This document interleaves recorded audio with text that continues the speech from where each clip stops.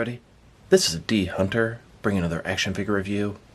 Today, we're going to be looking at the Patriot Studios Joaquin Phoenix Deluxe Joker. Patriot Studios is a third-party unauthorized company. They make unlicensed by Warner Brothers 1/12 scale figures. They don't have the likeness rights to Joaquin Phoenix or the Joker, so they can't really use those names. I don't really know how it all works behind the scenes. I don't get why these guys don't get sued by Warner Brothers or Joaquin Phoenix's agents. If anyone has any insight, I'd be really curious.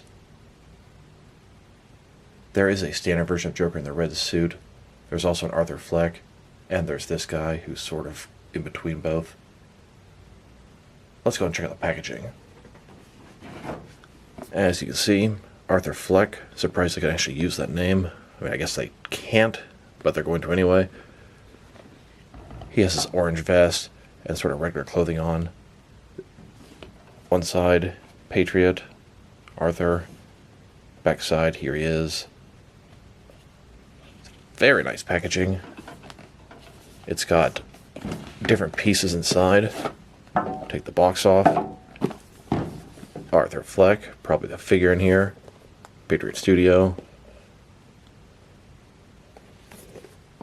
And then, more than likely, this will be the bathroom in here. Arthur Fleck, Patriot. Some people think about clown, but in fact, they look more funny. Thank you for enjoying it. Shooting the guy. So no further ado, let's open him up. And here's an image of the figure in the white box it came in. Alright, now that we got this figure out of the package, here he is with all of his accessories laid out. He does come with 8 alternate hands, totaling 10 interchangeable hands, 2 heads, his duffel bag, his revolver, a cigarette, and then the bathroom diorama has 2 sinks that will attach to it. But before we take a look at the accessories, let's talk about and check out the actual figure. So this is Joker, played by Joaquin Phoenix. His real name in the film was Arthur Fleck. This is from the scene where he was in the bathroom, and it's more or less his transition into the Joker. He had just killed those rich men that were harassing him on the subway. Then he went to the bathroom, started dancing, and it seemed like he sort of snapped. I like the outfit he's in, although I really wish it came with that giant green wig and bald cap. That would be a really cool look for this guy. So let's go and take a look at him. Starting with his face here, it looks good. Hair messed up. A little bit of blood coming out from his nose and lips where he got beat up. You can see he's got those signature diamonds on his eyes, red lips. Hair's not really green. That comes later. Cloth soft goods outfit. He's got an orange vest, red tie, polka dot shirt. It all looks really good. Fits on the figure pretty nicely. Sort of maroon pants. Big overdone patches on his knees.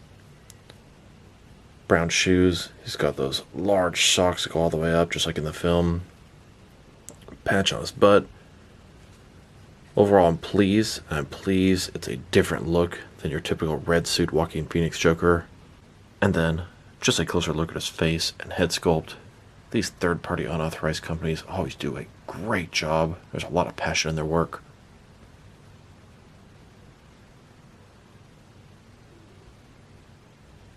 And then, here's the figure broken down as far as he can go, with all of his removable parts detached. Now let's take a look at his accessories, and let's start off with his hands. Here's his hands. He has a total of 10 of them. Here he is, with his first pair of hands. These hands would look good relaxed at his sides. They could probably hold something, but I wouldn't describe them as gripping hands. Here's his second pair of hands. These are his fists. Here's his third pair of hands. These are a pair of gripping hands. Here's his next pair of hands. These are some completely open hands. And here's his last pair of hands. His right hand is a gripping hand with a trigger finger. It'll hold his gun. And his left hand is a little bit of a larger gripping hand. Now let's look at his heads. They're both bloodied up and beat up. The one on the left has the eyes open, and the one on the right has the eyes shut. The one on the right is going to be when he's dancing in the bathroom, really into sort of going crazy and becoming the Joker. Here's his first head. This one has the eyes open. And here's his second head. This one has the eyes shut. He's really into it as he's dancing and embracing becoming the Joker. Now let's look at his bag. In the film, he kept all of his clown props inside of here. This thing has an actual functioning zipper. You can open up, put all kind of stuff inside of here. Pretty nice accessory. Here's the Joker carrying his bag. All of his props inside. Here's his revolver. It's pretty small. Looks like maybe it's a 6-shooter. It's got brown on the handle. The scope of detail is not bad. Here he is, holding the gun and pointing it right at you. In the film, he shot those rich assholes that were beating him up. Made you feel sorry for him. Those guys really had it coming. In the film, I remember he was holding his gun and carrying his bag at the same time as he was chasing after the last guy. Now we have a cigarette. This thing is very small. You drop this on the carpet, you'll probably never see it again. White on the top. It's got the filter part on the bottom. He was smoking cigarettes throughout the entire film, so it's a very appropriate accessory for him, and one that any mainstream company would not include. Here he is, holding the cigarette. His trigger finger hand is probably the best hand for this, as it fits in nicely between the index finger and middle finger. Now it comes with one other accessory that sort of evaded me. It's a newspaper. It actually has print on it. You can see it's the Gotham Times. Looks pretty good. I can put this to a ton of use in my action figure world. Here's this Joker figure holding the newspaper. In the promotional material, the newspaper's just sitting on the floor in the bathroom. Now let's look at the bathroom diorama. You've got a total of 7 different wall or floor pieces. I see the floor, some mirrors, some walls. The thing works with magnets, so it should just sort of stay together. Then you have the sink and some pipe pieces. Now there are absolutely no instructions, so I'm going to have to just try to assemble this based off some pictures I found online. We'll start off by laying down the floor piece. Then we'll attach the back wall pieces. They attach with magnets. Stay together pretty nicely. You can see the magnet's strong to hold itself. Now on the back, it does have this adhesive part. You're going to peel this back, and that's where you would attach the mirrors. And the final step is going to be to attach the mirror. It comes with 2 mirrors, and you can only really see one through here. It seemed a little odd that it came with 2.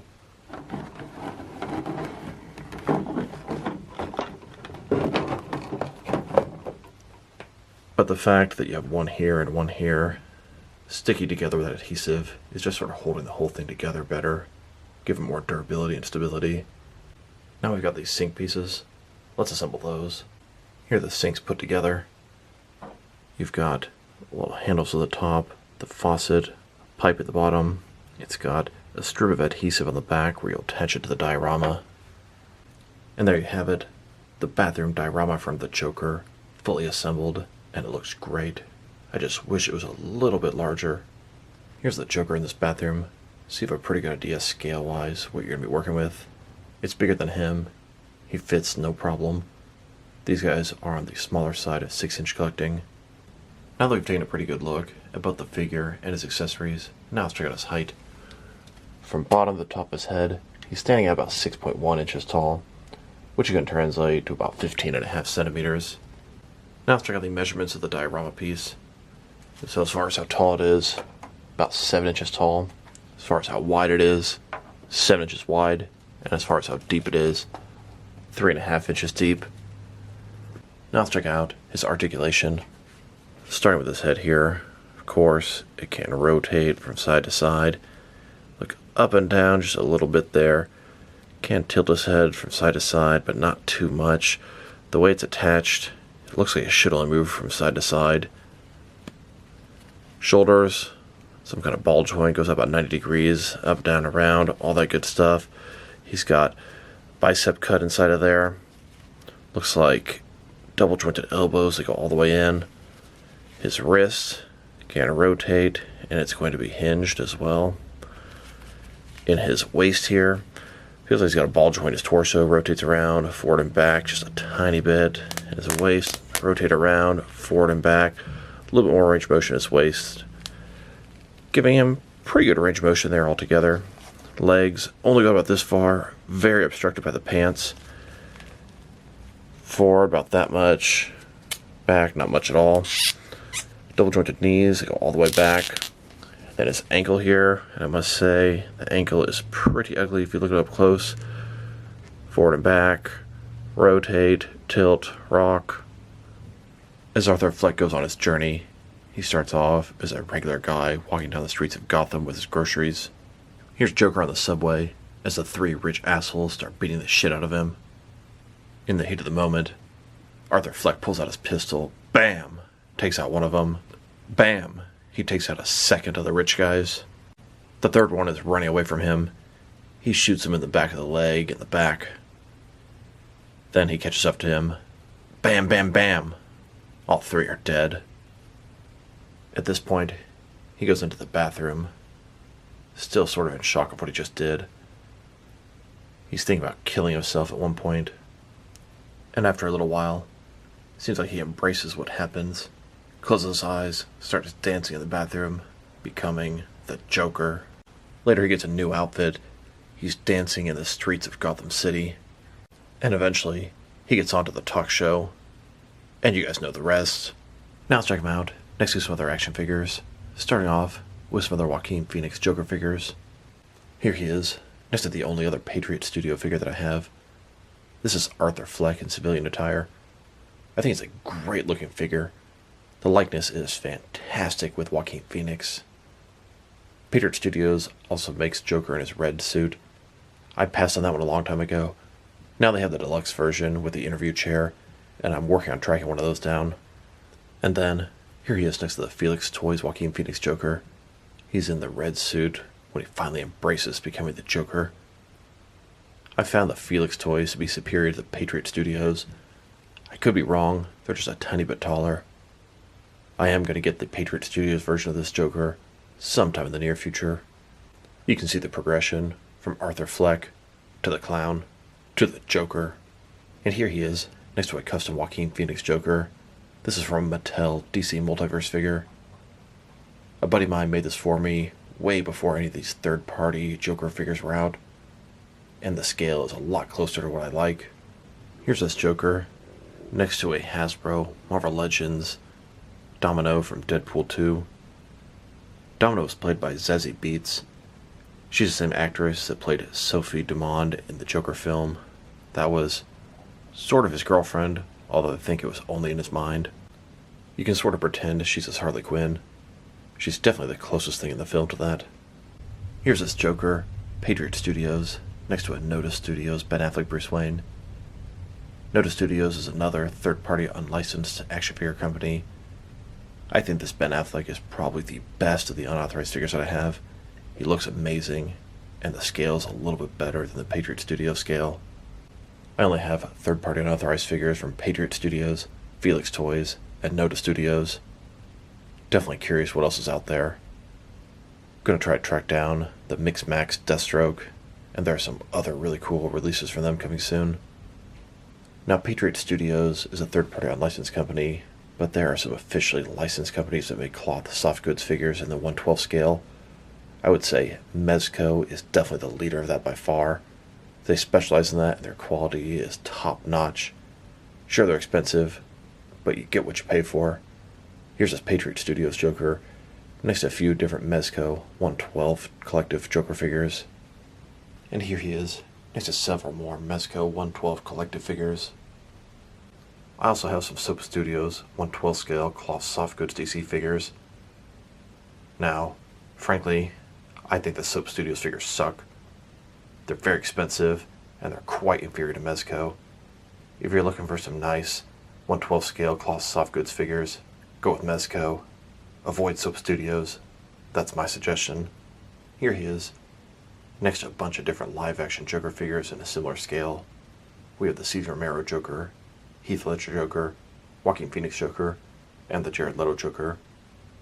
The biggest omission here is going to be the Jack Nicholson Joker. They don't make one of those in the 6 or 7-inch scale. There's an upcoming Beast Kingdom 8-inch scale Jack Nicholson Joker, but that's where I draw the line. I'll collect 6-inch stuff, 7-inch stuff, but I stay away from 5-inch or 8-inch stuff. And I guess technically, the Joker from the Batman is also an omission at this point. Now let's check him out, next to some action figures from different various companies, to see how he fits in, both scale and style-wise, in case you don't know which lines you can mix him with. Since he's a Patriot Studios figure, they're typically on the smaller end of 6-inch collecting.